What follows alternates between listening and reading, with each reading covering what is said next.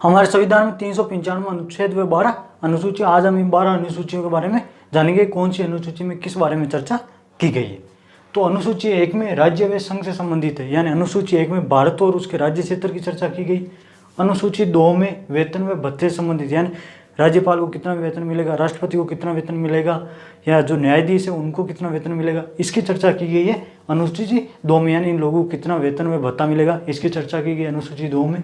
अनुसूची 3 में शपथ लेने संबंधित, राज्यपाल को कौन शपथ दिलाएगा, राष्ट्रपति को कौन शपथ दिलाएगा, न्यायाधीशों को कौन शपथ दिलाएगा, मंत्रिमंडल को कौन शपथ दिलाएगा, इन सारों को कौन शपथ दिलाएगा, इसकी चर्चा की गई अनुसूची 3 में। अनुसूची 4 में राज्यसभा में प्रतिनिधित्व, यानी कौन से राज्य से कितने सदस्य जो है वो अपना राज्य का राज्यसभा में प्रतिनिधित्व करेंगे। अनुसूची 5 में SC/ST के प्रशासन व नियंत्रण से संबंधित, यानी जिस क्षेत्र में SC/ST के लोग रहते हैं उस क्षेत्र में किस प्रकार प्रशासन जो है उनकी सहायता करेगा, इसकी चर्चा की गई अनुसूची 5 में। अनुसूची 6 में असम, मेघालय, त्रिपुरा और मिजोरम, इन 4 राज्यों में जहाँ जहाँ जनजातियाँ रहती है उस क्षेत्र में किस प्रकार से प्रशासन करना है।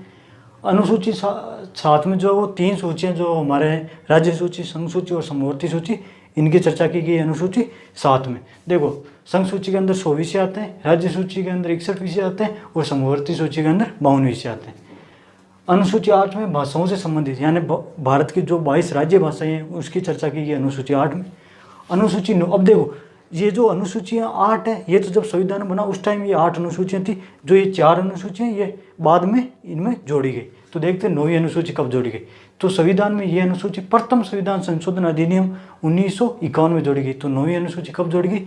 1951 में। इसमें किस बारे में चर्चा है? तो इसके अंतर्गत राज्य सरकार द्वारा संपत्ति के अधिग्रहण की विधियों का उल्लेख। तो अनुसूची 9 में राज्य सरकार जिन संपत्तियों का अधिग्रहण करती है उसकी चर्चा की गई अनुसूची 9 में। अब अनुसूची 9 के बारे में एक चीज़ और याद रखनी है, 11 जनवरी 2007 से पहले यह था कि अनुसूची 9 के अंदर जितने भी कानून आते हैं उनको आप न्यायालय में चुनौती नहीं दे सकते।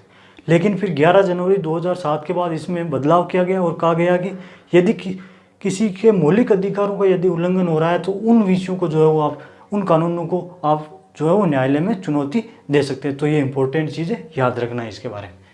अब बात करते हैं 10वीं अनुसूची के बारे में। तो यह अनुसूची संविधान में 52वें संशोधन द्वारा 1985 में जोड़ी गई। तो 10वीं अनुसूची कब जोड़ी गई?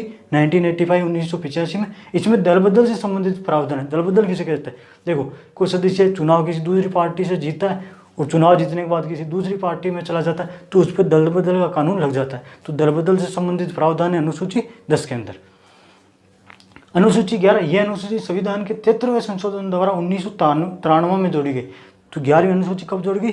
1993 में। इसमें पंचायती राज संस्थाओं को कार्य करने के 29 विषय प्रावधान है। यानी अनुसूची 11 में बताया गया है कि पंचायती राज संस्थाओं को किस प्रकार कार्य करना है। अनुसूची 12, यह अनुसूची 74वें संविधान संशोधन द्वारा 1993 में जोड़ी गई। ये 73वें संविधान संशोधन द्वारा और ये 74वें संविधान संशोधन द्वारा 1993 में जोड़ी गई। इसमें शहरी क्षेत्र की स्थानीय शौचालय संस्थाओं को किस प्रकार कार्य करना है उसके बारे में चर्चा की गई अनुसूची 12। तो अनुसूची 11 में किसकी चर्चा की गई है कि पंचायती राज संस्थाएं किस प्रकार कार्य करेगी, और अनुसूची 12 में जो शहरी क्षेत्र की स्थानीय शौचालय संस्थाएं वो किस प्रकार कार्य करेगी, इसकी चर्चा की गई है। आई होप कि आपको 12 अनुसूचियों के बारे में पता चला हुआ है, किस अनुसूची में किस बारे में चर्चा की गई। कोशिश की गई बहुत ही कम समय में आपको इन सारों के बारे में जानकारी दी जाए, बहुत ही आसान भाषा में। तो आज के लिए इतना ही, मिलते हैं अगले वीडियो में। तब तक के लिए जय हिंद। आप लीजिए स्क्रीनशॉट, मिलते हैं अगले वीडियो में।